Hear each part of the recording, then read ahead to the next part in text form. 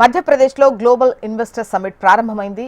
సమిట్లో ప్రధాని మోదీ మాట్లాడుతున్నారు. లైవ్ ద్వారా చూద్దాం.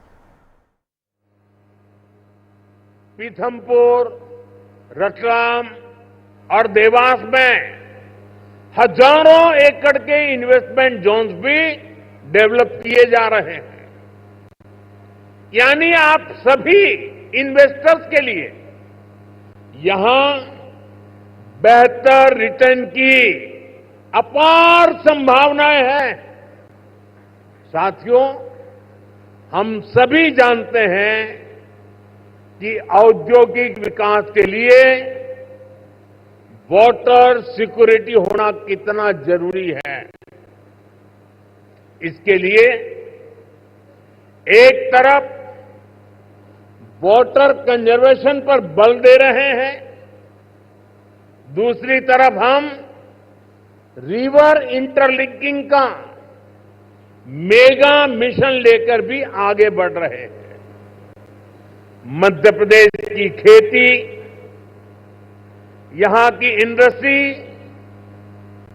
इसकी बहुत बड़ी बेनिफिशियरी है. हाल में ही 45,000 करोड़ रुपए के Ken Betwa river interlinking project पर काम शुरू हुआ है. इससे करीब 10 लाख हेक्टेयर एग्रीकल्चरल लैंड की प्रोडक्टिविटी बढ़ेगी. इससे एमपी में वाटर मैनेजमेंट को भी नई ताकत मिलेगी. ऐसी सुविधाओं से फूड प्रोसेसिंग, एग्रो इंडस्ट्री और टेक्सटाइल सेक्टर में बहुत बड़ा पोटेंशियल अनलॉक होगा. साथियों, एमपी में डबल इंजन सरकार बनने के बाद विकास की गति भी जैसे डबल हो गई है. केंद्र सरकार कंधे से कंधा मिलाकर एमपी के विकास में, देश के विकास में जुटी है. चुनाव के समय मैंने कहा था कि अपने तीसरे टर्म में हम 3 गुना तेजी से काम करेंगे. ये स्पीड हम साल 2025 के पहले 50 दिनों में भी देख रहे हैं. इसी महीने हमारा बजट आया है. इस बजट में भारत की ग्रोथ के हर कैटलिस्ट को हमने एनर्जाइज किया है. हमारा मिडिल क्लास सबसे बड़ा टैक्स पेयर भी है. ये सर्विस और मैन्युफैक्चरिंग के लिए डिमांड भी क्रिएट करता है.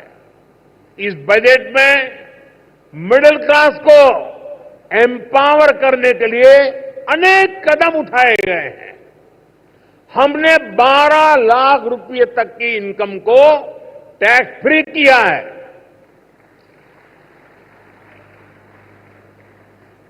टैक्स स्लैब्स को रिस्ट्रक्चर किया है. बजट के बाद आरबीआई ने भी ब्याज दरें घटाई हैं. साथियों, बजट में लोकल सप्लाई चेन के निर्माण पर बल दिया गया है ताकि मैन्युफैक्चरिंग में हम पूरी तरह से आत्मनिर्भर हो सके. एक समय था जब एमएसएमई के सामर्थ्य को पहले की सरकारों ने सीमित करके रखा था. इसके कारण भारत में लोकल सप्लाई चेन उस लेवल पर विकसित नहीं हो पाई. आज हम प्रायोरिटी के आधार पर MSME led local supply chain का निर्माण कर रहे हैं. इसके लिए एमएसएमई की डेफिनेशन को और सुधारा गया है.